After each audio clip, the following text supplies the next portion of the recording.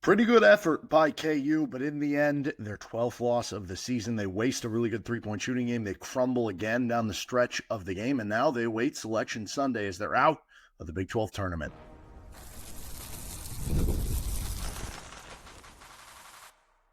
You are Locked On Jayhawks, your daily podcast on the Kansas Jayhawks.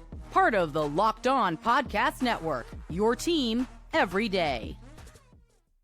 What's going on? Derek Johnson here. This is Locked On Jayhawks. Thanks for making it your first listen every day. Thank you to the everydayers catching each and every episode of the show. We are free and available wherever you get your podcasts, and you can find us on our YouTube page where you can like and subscribe to the show.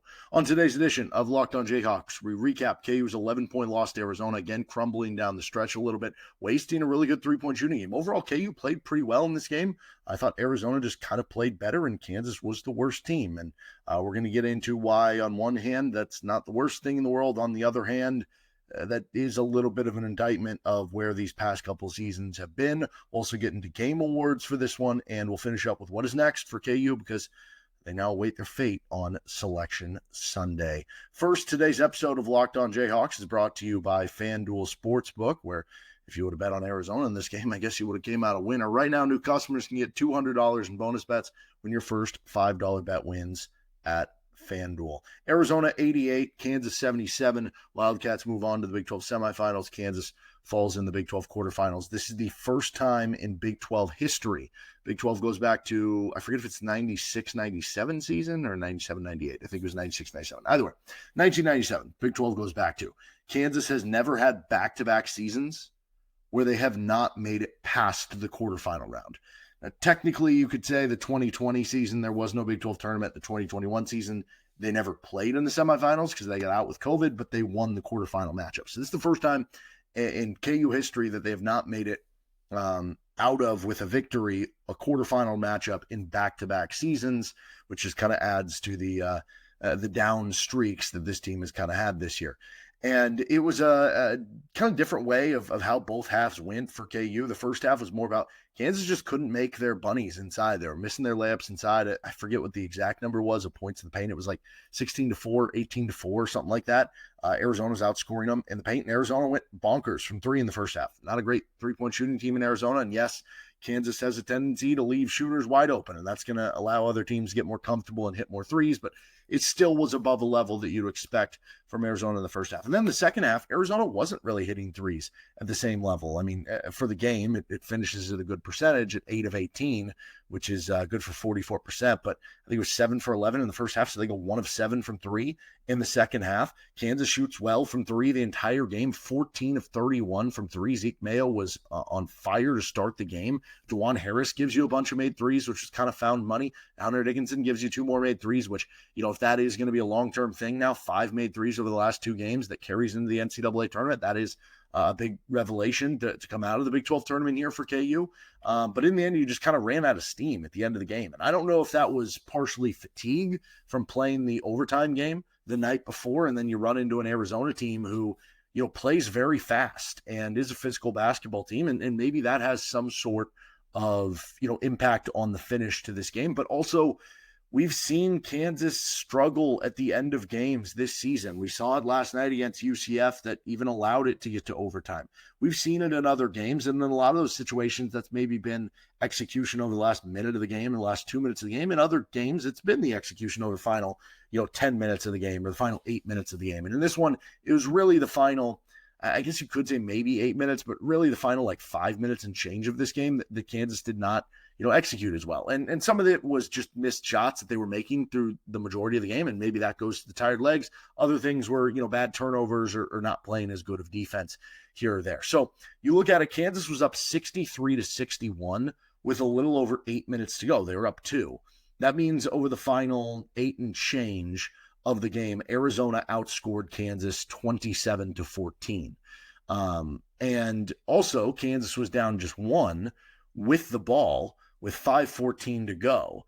And that means over the final 5:14 of the game, you were outscored 18-8 by Arizona, which, not great if you're giving up 18 points in a 5-minute span, because that means you're on pace to give up, like 140 points in a game. Also not great to only score 8 points in a 5-minute span necessarily. I guess that one's not as bad. Well, no, that still only lead to like 64 points in the game, right? I don't know. My math might be totally messed up here. Either way, here is what happened for the KU offense. I'm going to read the play-by-play just for the KU offense because in that span, Arizona went on a quick 6-0 run after you had that shot, which was a good look, but it just didn't go down, which sometimes they're not going to. But Arizona hits a 6-0 run after 70-69 with 5:14 to go.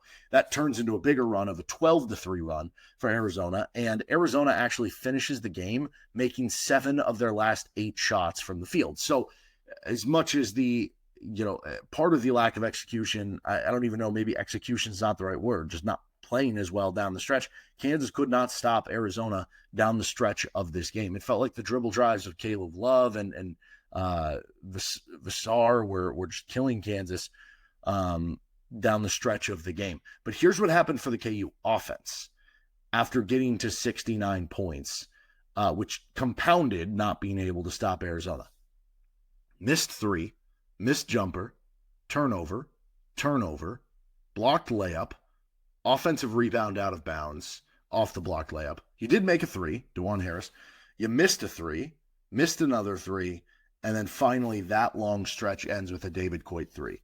But again, missed 3, missed jumper, turnover, blocked layup, and then you make a 3, and then you miss 2 more 3s. That means basically 8 shots or 8 possessions, because a couple of those are turnovers, where you end up with just 3 points down the stretch of the game. That's kind of what leads to this, right? And so overall, again, like Kansas shot well from 3, right? They shot well in this tournament, and maybe that's something you can walk away from this game saying that, some guys got out of their shooting slumps, and maybe that gives you a good feeling headed into the NCAA tournament, right? Maybe you get a few extra days of rest going into the NCAA tournament, right? But again, going 14 of 31 from 3 in a game where an Arizona team, you don't necessarily expect them to shoot 44% from 3. Like maybe you just kind of tip your cap to them, and you don't expect them to shoot 86% on 8 more free throws than you take for the game. The turnover battle was 13-10, so it wasn't like a huge difference one way or another. Kansas battled on the offensive glass. They out-rebounded Arizona, which again was a thing that Arizona has been so good at this year, 13-8. So again, you can kind of take away that as being a positive that led to a 15-11 second chance point. But the big difference here between this game and what happened last Saturday is that Arizona was able to impose their will inside. 46-20 points in the paint for the Wildcats. They love to, that's a Tommy Lloyd staple, getting those points in the paint, whether it's in transition or in the half court. And Kansas wasn't able to defend it in this game. They scored much higher rate points in the paint in the second half, but Arizona was walling off the paint a lot better in this game. I know Hunter still had his 19 points, was able to produce, but nobody else really for Kansas was able to score in the paint, right? You look at Dajuan Harris scoring 16, you look at Zeke Mayo scoring 20, those guys were getting it done from the perimeter. Nobody was really able to score on the inside for Kansas besides Hunter Dickinson here and there. And even then, they made him, take 18 shots to get to the 19 points with 3 turnovers. They made things as difficult on him as possible, even though he produced at a very high level, right? So you look at it, and for a Kansas team that typically that needs to be their strength, because I know they did shoot well from 3 in this game, but typically, that's their kind of go-to. You lose by 26 points in the paint when that's typically one of your strengths. That's going to be a big problem. It's like if you're a speed running back in football, and all of a sudden you go from running a 4.3 to running a 4.7. Well, you're not really a guy who's going to truck somebody. You're a speed running back. You're a scat back, right? And so that's kind of what happened a little bit here for Kansas. So the bottom line here, this is not a bad loss for Kansas. It's a good opponent in Arizona. It's probably going to be, 5 seed, 4 seed, something like that in the NCAA tournament. Kansas did some things well, as we just went over, right? And they did some things that you can take away from this Big 12 tournament, like Hunter Dickinson's 3-point shooting and Zeke Mayo's play, and I guess Hunter's just overall play, especially in second halves of both games. And Dajuan at least scored for you a little bit, maybe getting out of a shooting rut in this game. Yeah, the AJ Storr game in the first game, that didn't carry over to this game, sadly. But some things you can at least take away from this tournament, to try to paint a positive picture coming into the NCAA tournament. But it also kind of feels like where things were after that Texas Tech game, where it's like you didn't play super well down the stretch of that game. Again, this one a bigger minute size in terms of when that happened. But it's like little picture, the opposite of big picture, little picture with this team. They're playing a bit better, and I would say they are playing more consistent over the last 7 games as part of the new season. Even though they're only 4-3, they are playing better than they were during that stretch before that. And they are, losing close games to better teams, which isn't a huge deal on its own. Like, you lost a close game to a good team. Like, it happens, right? I think it's a bigger deal in the big picture because if you're viewing this from a program perspective, if you're viewing this from a team perspective, oh, Kansas is an unranked team. They're the 6th seed in the Big 12 tournament. Oh, they lost a close game to a better Texas Tech and Arizona team and a better Houston team on the road in games they could have won. Small picture for this specific team that has 12 losses, that stuff makes sense. And it's not like they just I don't know, we're just not trying, sort of like the BYU game or kind of the Houston game to a certain standpoint. But the big picture reason why it's a big deal is, as a program, Kansas should never be the team that is set up to be the underdog, that is set up in all these games where you walk away saying, oh, moral victory, or you walk away saying, yeah, they played pretty well, but the other team just played as good as them, if not better, but they're just more talented or they're the better team. Of course, that's going to happen to some teams. You can't be the very best team in the country. Sometimes you can't even be the best team in your conference every year. But it's different when it's happening to a lot of teams in your conference, when you're the 6th place team in the conference, right? And it's happened for really back-to-back years now for Kansas. And so for this team specifically, based on everything we've seen this year, again, we've seen 11 other losses, this being the 12th, this is not a bad loss, and this is a fine result, honestly.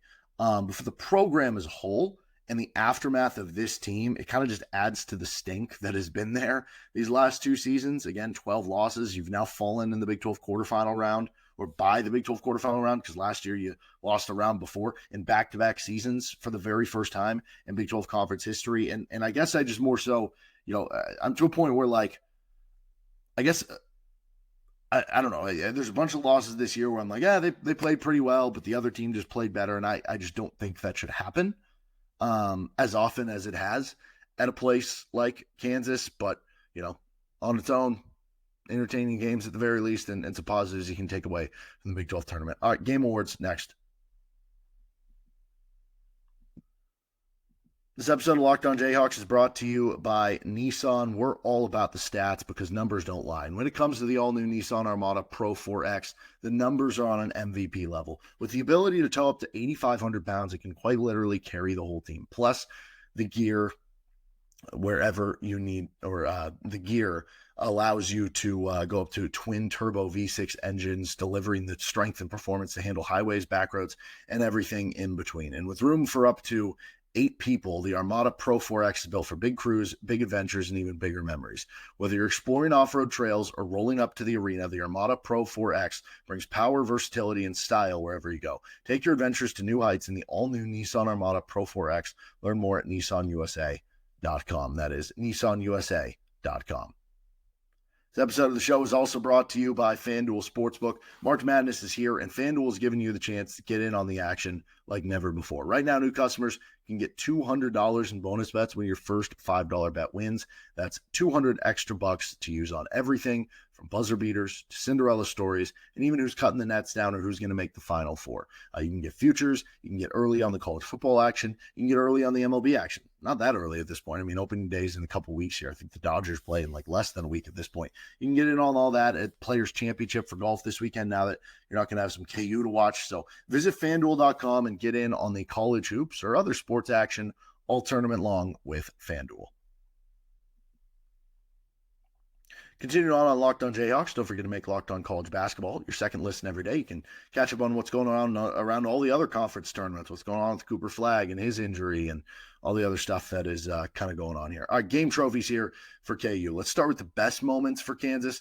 That was a really cool moment early in the first half. You have the loose ball that Dajuan Harris full-out dives for, pokes it free, and it gets to Hunter Dickinson, who then hits Zeke Mayo in the corner for 3 that cuts the lead in half to 35-32. Unfortunately, Arizona made a 3 right after that, but that was a really cool play and showed the hustle of Dajuan Harris. Just in general, I guess I would say that stretch where you made, was it 4 threes in a couple minute span, and maybe it's 5 threes, but specifically the ones where you had Zeke Mayo hit the first one. So it's 50-44. He hits one, makes it 50-47. And then you get the ball back after that, and Zeke takes a step back 3 in the corner over Townsend. makes it to tie it at 50. That one had all the sauce. That one was sick for Zeke Mayo. He also had the Dajuan Harris three, which gave him their first lead since it was 3-2. And again, I talked about that earlier. It was nice to see Dajuan get the ball in the basket again and start to make some threes again. And then there was another step back three from Zeke Mayo. And I wonder if he was just kind of running out of gas at the end, because he was so hot to start the game.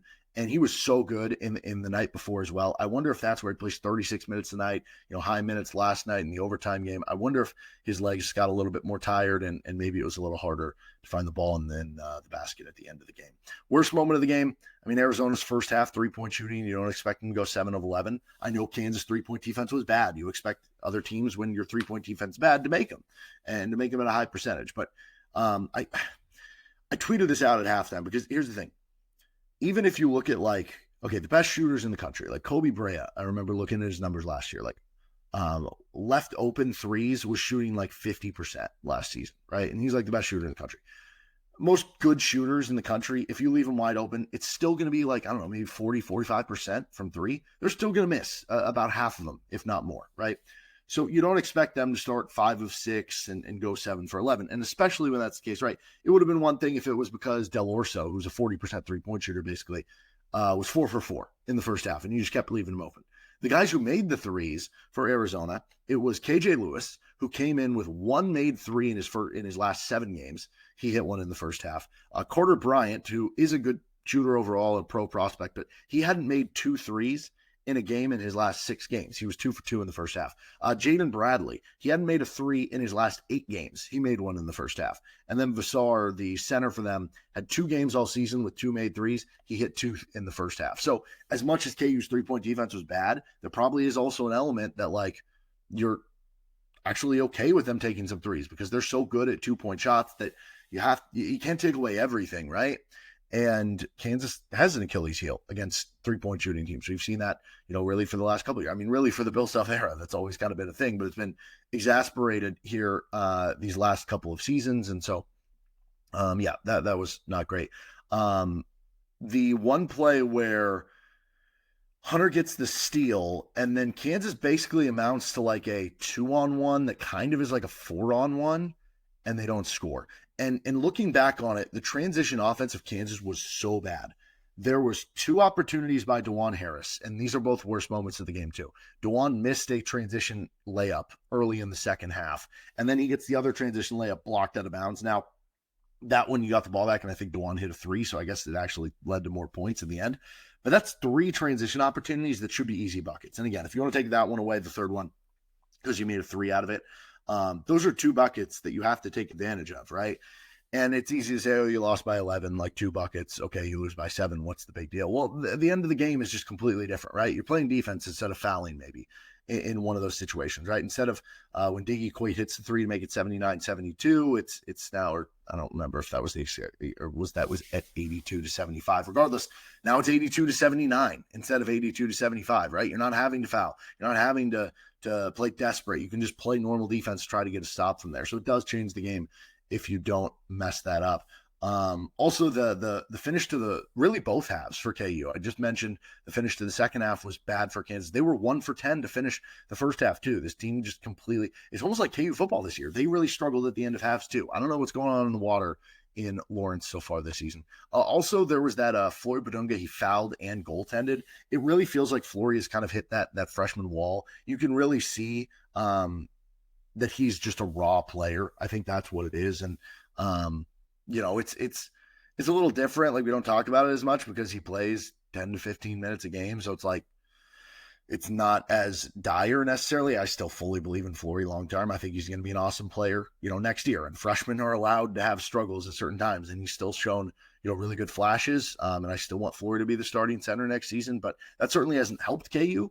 That as the season has gone on, Flory, it felt like he was about to skyrocket and take off. You have the Houston game and some other games in there, the UCF game in Orlando, and that hasn't necessarily happened, which again is okay.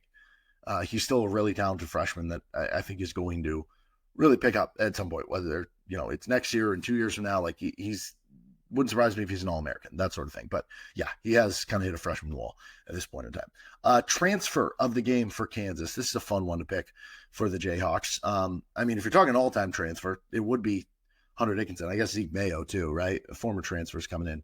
But I think the answer, if you're talking one-year transfers, it has to be Diggy Coit. He goes 9 points, 3 of 7 from 3. But even then, did you know Diggy Coit had the worst plus-minus of the game for KU at -10? That might be a little bit of bad noise. Maybe he was in there with bad lineups. I thought Diggy Coit played a fine game, although he, I don't know, had the best defensive game. But again, like you'll take 3 of 7 from 3 from Diggy Coit each and every game. This was a huge regression from AJ Storr. You saw the huge game, and it would have been nice even if he had 8 points in this game, where it's like, okay, you know, he didn't back up the great performance from the night before, but he's still showing life. He's still showing a heartbeat. Instead, he goes 0 for 2 with 1 foul, 2 turnovers in 9 minutes. So I don't think we can ever expect that to happen again with AJ Storr there. But he's got some good highlights for what's probably going to be his transfer tape here in a couple weeks. And then Rylan Griffin, like, I don't know what's going on there. The dude just can't shoot anymore. It's Nick Timberlake syndrome or something. So, yeah, man, it's gotten a little bit ugly there. The appalling stat of the game, it has to be the just 20 points in the paint for Kansas in this one, and they were only 4 of 11 on layups. I think that's kind of the most appalling. Offensive MVP for KU. You could argue Dickinson, Harris, or Zeke Mayo. I mean, nobody else had more than 9 points. Zeke goes 20 points, 6 of 14, 5 of 12 from 3, 3 of 4 at the line. He also had 4 assists, did have 3 turnovers. Dajuan Harris, 16 points, 6 of 9, 4 of 4 from 3, 3 assists to 2 turnovers. And then Hunter Dickinson, 19 points, 8 of 18, 12 rebounds, 3 assists, 3 turnovers. I'm going to go with Zeke Mayo because the biggest moments of this game, and I think the most fun moments were when Zeke were hitting like all those step back threes and some of the momentum that created. So I'll go with Zeke for the offensive MVP, but Harris and Dickinson get an honorable mention there. And then defensive MVP for KU.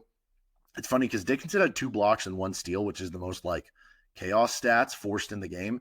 The first 9 points Arizona scored, 7 of the first 9 were being guarded by Dickinson, and I felt like Arizona really tried to attack him in ball screens and use the spacing against him. So I don't think I would give it to him despite having the best defensive stats necessarily. When you look at for Arizona, they did a much better job than Kansas on Jaden Bradley this game, which was kind of a combination of different players for KU. So maybe you give a little bit of credit there. Maybe you give a little bit of credit for the wing defense on Del Orso again, who had just 8 points in the 2 combined games against KU. But I don't really know who I would pick in this game to be defensive MVP because it didn't really feel like anybody was like shut down for KU. And for Arizona, they shoot 53% from the floor, 44% from 3. They get to the foul line a lot. They make them. They had less turnovers than you. So it's like they had a bunch of points in the paint. I don't really know if I have someone to pick a defensive MVP. This is not a good defensive game for KU. So we'll end it there. All right, what's next for KU men's basketball selection Sunday upcoming? We'll discuss it next on Locked on Jayhawks. Thanks for joining us on today's episode of the show. We are brought to you by Monarch Money. Ever check your bank account and wonder, where did all the money go? Between dining out, online shopping, and entertainment, it's easy to lose track. That's where Monarch Money comes in. Your personal CFO giving you full visibility and control over your finances. Track all of your accounts, investments, and spending in one place so you can stop just managing your money and start building wealth. Easy collaboration allows you to manage money with your partner in smoother than ever fashion. You can track shared and personal accounts, set goals, and stay on the same page without the stress with your partner, because a lot of times money can lead to stress with your partner. Take control of your finances with Monarch Money. Use code LOCKEDONCollege at monarchmoney.com for 50% off your first year. That's monarchmoney.com, code LOCKEDONCollege for half off your first year. Finishing things up on this episode of Locked on Jayhawks. And we will have an episode coming out this weekend to talk a little bit about what to expect more so into the bracket for KU, because that is what KU is expecting next. We'll also have a postcast episode for whatever seed, whatever region they kind of get in there at the very end. So Graham Doran, who we had on the show a couple weeks ago and does great work from the bracketology perspective, he kind of said the whole way through that for Kansas, okay, winning the game that they did against UCF should probably secure. In fact, I think beating Arizona last Saturday should keep them off the 8 line, but winning that UCF game should keep them in that direction. And they came into today on Graham's bracketology as a 6 seed. So, losing at Arizona, who's a better seed than you, I don't know that drops them necessarily, but it does leave you in a position where if a team behind you, who is a 7 or 8 seed, goes on a big run this weekend, maybe you do get jumped in some sort of situation if you're Kansas. And so for KU, I think you're probably looking at the 6 or 7 line here if you're Kansas. Now, sometimes the tournament committee does things where we're all scratching our heads, and even bracketologists are wrong, although, the bracketologists pretty typically, like, they're getting, 64, 65, 66 of the teams. They're getting pretty close on the seed line. So these people do a very good job. But yeah, every so often there is a surprise. But I think the most likely scenario is a 6 or a 7 seed for KU. And I said this earlier, but I'd rather just win the games. I'd rather you win the games. You win the Big 12 quarters and you're moving on, everything. The glass half approach or half look at this is you do get a little bit more rest in between. And the other part of this is I really think I would rather be a 6 seed than a 5 seed, because is the difference between the 11 seed you play and the 12 seed really going to be that much?